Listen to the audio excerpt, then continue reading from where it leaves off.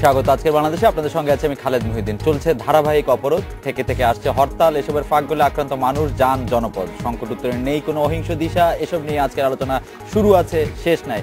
কথা বলতে স্টুডিওতে আছেন ঢাকা বিশ্ববিদ্যালয়ের আন্তর্জাতিক সম্পর্ক বিভাগের অধ্যাপক ডক্টর দেলার হোসেন, ইন্ডিপেন্ডেন্ট ইউনিভার্সিটির শিক্ষক মোহাম্মদ আরাফাত এবং জাতীয় পার্টি চেয়ারপারসন উপদেষ্টা ব্যারিস্টার শামীম হায়দার পাটোয়ারি। স্বাগত আপনাদের। আমি অধ্যাপক দেলার আপনার কাছে প্রথমে জানতে চাইবো যে আমার প্রশ্নটা একটু বড়, আপনার কাছে ক্ষমা চেয়ে নিচ্ছি, যে সংকটের মধ্যে আমরা যাচ্ছি তার থেকে কিভাবে উত্তরণ ঘটবে বলে আপনি মনে করেন? আমরা কয়েকটি উত্তর, মানে যদি আমরা মাল্টিপল অপশন আমাদের কাছে এখন যেরকম আছে, সেটা হচ্ছে ক হতে পারে সরকার কঠোর হাতে সব দমন করে দেশকে স্বাভাবিক অবস্থায় নিয়ে আসতে পারলো, খ বিএনপি অবরোধ হরতালের মতো কর্মসূচি থেকে সরে আসলো, দুই বড় নেত্রীর দুই বড় জোটের আলোচনার মাধ্যমে সমঝোতার একটি উপায় পাওয়া গেল, ঘ অবরোধ বা হরতাল পুড়ে যাওয়াকে আমরা সংকট দেখবো না, বরং এতে অভ্যস্ত হয়ে যাবো। আপনি কোনটি মনে করেন বা উপরের কোনটি মনে করেন না? ধন্যবাদ। আসলে যে সংকট চলছে সেটির তো আসলে কোনো সহজ সমাধান নেই। তবে আপনি ক এবং খ যে দুটো বলছেন, কোনো একটি বিশেষ একটি উপায়ে তো এই সংকট থেকে বের হওয়ার উপায় নেই।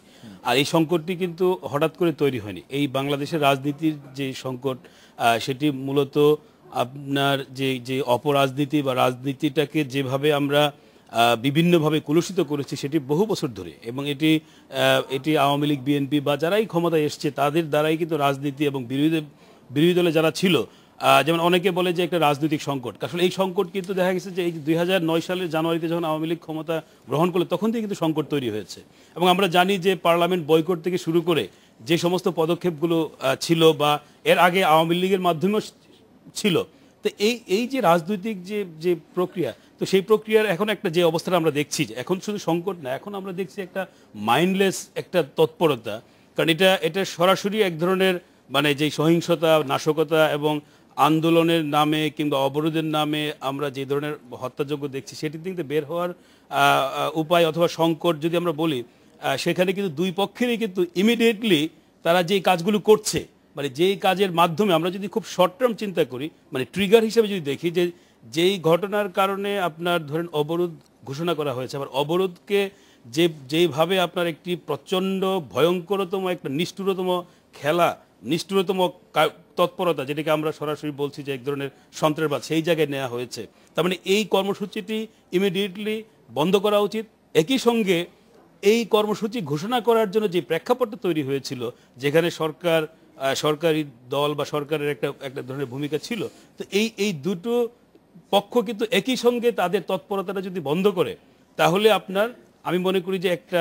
স্যার, আমার প্রশ্নটা ছিল যে আপনি কি মনে করছেন এই সংকট থেকে আসলে উত্তরটা ঘটবে কিভাবে? মানে সরকার বা বিরোধী দলের কারো পক্ষ থেকে আমরা এরকম কোনো কিছু দেখছি না যে তৎপরতা বন্ধ হবে, যেটি স্যার আপনি বলছিলেন।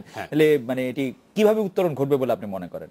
না, উত্তরণ ঘটবে এটা আমরা এই মুহূর্তে আমরা দেখছি না। সত্যি মানে উত্তরণটা এই মুহূর্তে দেখতে পাচ্ছেন না। আমরা মোহাম্মদ আরাফাত আপনার কাছে চলে যাই। আপনি কি মনে করছেন যে এটা থেকে আসলে উত্তরণ ঘটার খুব সম্ভাবনা আছে কিনা? আমি পুরো বিষয়টিকে দুই ভাগে ভাগ করতে চাই, যেটা আসলে বিভিন্ন জায়গায় দেখছি যে মিলে ঝুলে একাকার হয়ে যাচ্ছে। দুই ভাগে ভাগ করতে চাই কিভাবে? একটা ভাগ হচ্ছে যে বাংলাদেশের রাজনীতিতে এই রাজনৈতিক যে অস্থিরতা, বিভিন্ন সময় বড় বড় রাজনৈতিক দলগুলোর মধ্যে ধরেন মতের অমিল, এবং মতের অমিল হওয়াতে যে রাজনৈতিক বিতর্ক তৈরি হয়, সেখান থেকে আমরা দেখি বিভিন্ন রাজনৈতিক কর্মসূচি যেগুলো হরতাল, অবরোধ, এবং সেখান থেকে আপনার সহিংস একটি অবস্থা তৈরি হয় বাংলাদেশে। এটা অতীতে হয়েছে, এখনো হচ্ছে, এবং এর ফলে যেটা হয় যে আমাদের অর্থনীতি সাফার করে, মানুষের জীবনযাত্রা সাফার করে, সবকিছু হয়। এইটা একটা দিক পুরো ব্যাপারটা। এই জায়গাতে যদি ধরেন আপনি দোষ দেন দুটো দলেরই বিভিন্ন কারণে, সেটাও আপনি যদি দেন, আমি ডিসএগ্রি করবো না, এবং সেখানে আমাদের একটা সংলাপ বা আলোচনার শুরু করতে হবে। কিন্তু এটার বাইরে আর একটা দিক আমি দেখছি, দুটো দিকে সেকেন্ড দিক, সেটি হচ্ছে এই যে ট্রেডিশনালি আমাদের রাজনীতিতে এই যে অস্থিরতা এবং অস্থিরতার ফলশ্রুতিতে সহিংসতা এবং যে হরতাল অবরোধ দেখেছি, তার বাইরে এসে এখন যেটি দেখছি সেটি হচ্ছে একেবারে সুপরিকল্পিতভাবে সন্ত্রাস, যেটাকে অর্গানাইজড টেরোরিজমের জায়গায় নিয়ে যাওয়া হয়েছে। সুপরিকল্পিতভাবে দিনের পর দিন সাধারণ মানুষকে পুড়িয়ে মারার যে ট্রেন্ড, এটি বাংলাদেশের রাজনীতি ছিল না। ভায়োলেন্স ছিল, পলিটিক্যাল পার্টির কর্মীরা একে অপরের সাথে মারামারি করেছে, মেরেছে, মরেছে, অ্যাক্সিডেন্টালি সাধারণ মানুষও অনেক ক্ষেত্রে ভিক্টিমাইজ হয়েছে। কিন্তু দিনের পর দিন পরিকল্পিতভাবে সাধারণ মানুষকে পুড়িয়ে মারার যে ব্যাপারটি, যেটি সাধারণ মানুষকে একেবারে হস্টিজ করে ব্ল্যাকমেল করার যে টেন্ডেন্সি, বর্ষ সংলাপে না হলে কিন্তু আরো মানুষ মরবে, যেটা আন্তর্জাতিকভাবে টেররিস্টরা, জঙ্গিবাদীরা করে, এই একটা সিচুয়েশন আমরা দেখছি। এখন এই ঘটনাটিকে আপনার হ্যান্ডেল করতে হবে অন্যভাবে। এখানে আমি মনে করি না এই যে সাধারণ মানুষকে পুড়িয়ে মারার পরিকল্পিত সন্ত্রাসের যে দানব, এই দানবকে আপনার শক্ত হাতে মোকাবেলা করতে হবে। এই দানবের কাছে বশীভূত হয়ে সংলাপে যদি আপনি যেতে যান বা বসেন, বা কেউ যদি প্রেসার দিতে চায়, তাহলে আপনি ব্ল্যাকমেইলারদের কাছে সাকাম করছেন, বশীভূত হচ্ছেন এবং তাদেরকে উৎসাহ দিচ্ছেন। মোহাম্মদ আরাফাত, আপনি একদম মানে এইটি আপনার পক্ষ থেকে বলছেন, কিন্তু আমি যে প্রশ্নটি করতেছেন, আপনি কি মনে করছেন যে সরকার শক্ত হাতে দমন করবে? হ্যাঁ, এটা করতে হবে এবং করবে, আমি বিশ্বাস করি। আপনি মনে করছেন? আমি মনে করি এই দানবকে শক্ত হাতে দমন করতে হবে। এট দ্য সেম টাইম আমার দাবি থাকবে অন্যান্য যে রাজনৈতিক অস্থিরতা আছে, যেগুলো একেবারে টিপিক্যাল রাজনৈতিক প্রবলেম, সেই জায়গাগুলোতে আমি সবসময় বলে এসেছি, এখনো মনে করি এবং এখনো বলতে চাই, একটা ডেমোক্রেসিতে দুটো বড় দলের মধ্যে সংলাপ আলোচনা থাকা উচিত, থাকতে হবে, তাহলে ডেমোক্রেসি ফাংশনাল হবে না। তার মানে আপনি মনে করছেন সরকার যদি কঠোর হাতে সব দমন করে দেশকে স্বাভাবিক অবস্থায় নিয়ে আসতে পারবে বলে আপনি মনে করছেন? এবং এইভাবেই আমি কিন্তু কঠোর হাতে রাজনীতিকে দমন করার পক্ষে নই। মানে এই সন্ত্রাসকে দমন করে, কঠোর হাতে সন্ত্রাসকে দমন করতে হবে, not for the interest of the Sarkar or the আপনার বিএনপি। এটা একেবারে সাধারণ মানুষটা, যে লোকটা আওয়ামী লীগও করে না, বিএনপিও করে না, যে তার প্রাত্যহিক জীবনের দৈনন্দিন সংগ্রাম নিয়ে ব্যস্ত, যে লোকটা কিচ্ছু যায় আসে না আওয়ামী লীগ না বিএনপি ক্ষমতায় কে আছে, সেই লোকটাকে বাঁচানোর জন্য এটা হচ্ছে সরকারের নৈতিক দায়িত্ব। মানে এই কঠোরটা কি আপনি, আমরা আবার আপনার কাছে আসবো, কিন্তু এই কঠোরতাটা আপনি কতটা কঠোর বা কিরকম, আপনি কি কোনো একটা প্ল্যান আমাদের? আপনার এখানে আইন শৃঙ্খলা বাহিনী যে সদস্যরা আছে, এবং আইন শৃঙ্খলা বাহিনীকে শক্তভাবে মাঠে নামাতে হবে এখানে, এবং তার যে কনস্টিটিউশনাল ম্যান্ডেট আছে তার মধ্যে তাকে শক্তভাবে to ensure the security of the people সন্ত্রাসীদের দমন করতে হবে। আপনি এখানে যে 15 দিন চলে গেল এই অবরোধের, এখনো শক্ত হাতে নামে না আইন শৃঙ্খলা পরিস্থিতি? আমি যেটা মনে করি যে যেহেতু সমস্যাটা কোথায় যে দাঁড়িয়েছে জানেন, যে আমরা এই যে ভায়োলেন্স এন্ড অন্যান্য সমস্যাগুলো আর সন্ত্রাসকে মিলিয়ে ঝুলে একাকার করে ফেলেছি। বারে বারে আমরা জাস্টিফাই করার চেষ্টা করছি, যেহেতু সংলাপ হচ্ছে না, যেহেতু এই প্রবলেমগুলি আছে, এই জন্য এই সন্ত্রাস হচ্ছে, আলোচনায় বসো, সংলাপে বসো, কিন্তু এটাকে আমার ডিস্টিংগুইশ করতে হবে। এবং এই জায়গাটাতে যখন সরকার আশ্বস্ত হবে, এবং যেমন দেখেন এই যে বিজেপির যে মহাপরিচালক সাহেব একেবারে তার ম্যান্ডেটের মধ্যে একটি কথা বললো, যে লোকটা পুড়িয়ে মারছে তাকে আটকানোর জন্য তাকে গুলি করা হবে দরকার, এটি কিন্তু তার কনস্টিটিউশনাল রাইট। এই জায়গাগুলোকে আমরা সমালোচনা করে ফেললাম। তো আমরা যখনই ঐক্যবদ্ধ হতে পারবো, সরকার আরো সাপোর্টটা, সমর্থনটা পাবে, যে সমর্থনটা আমাদের দেওয়া উচিত আরেকটি হত্যাকাণ্ডকে আটকানোর জন্য, এক। এবং দুই হচ্ছে, আমরা যদি নাও দেই, আমরা যদি অনেক ক্ষেত্রে বিভ্রান্ত করি, তারপর সরকারকে এই মুহূর্ত থেকে আরো শক্ত হওয়া উচিত, এবং হওয়ার সেই কিছুটা নমুনা আমি দেখতে পাচ্ছি। আমি আপনার কাছে পরে যখন আবার আসবো, তখন আমি জানতে চাইবো যে আপনি এখন বলছেন যে আলোচনাটা করা উচিত, সেটা আপনি সবসময় মনে করেন, আপনি এখন না সবসময় সেটি বলেন, কিন্তু আপনি বলছেন যে দুটি আমরা গুলিয়ে ফেলছি, যে সন্ত্রাস এবং রাজনৈতিক সমস্যা দুটিকে আমরা গুলিয়ে ফেলছি, কিন্তু যখন সন্ত্রাসটা ছিল না গত 1 বছর ধরে, তখন কিন্তু আমরা এটাকে রাজনৈতিক সংকট মনে করি নাই। কেন মনে করি নাই সেটি নিশ্চয়ই আপনি আমাদেরকে বলবেন।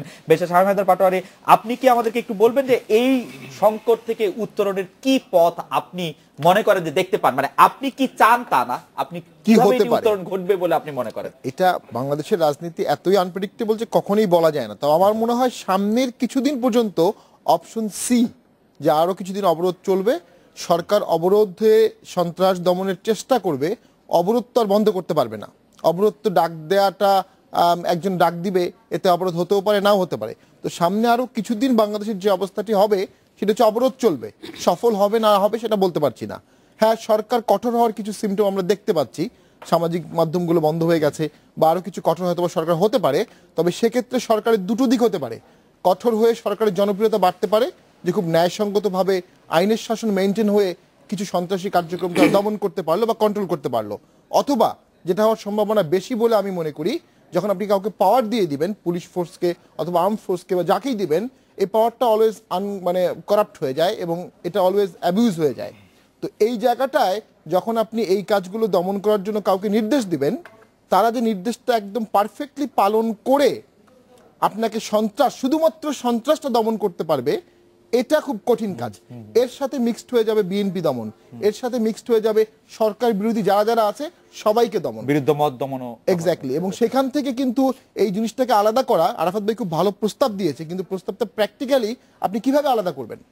এখন আপনি বলছেন পেট্রোল ছুঁড়ে মারছে অমুক, পরে এরপরে মামলায় আসবে যে পেট্রোল ছোড়া নির্দেশ দিয়েছে ঢাকা থেকে বিএনপির কোন সিনিয়র নেতৃত্ব। এই জিনিসগুলো আগেও হয়েছে। তো এই জিনিসগুলোর লিঙ্কগুলো কতটা সত্য মিথ্যা আমরা জানি না, কিন্তু আলাদা করা কিন্তু খুব কঠিন।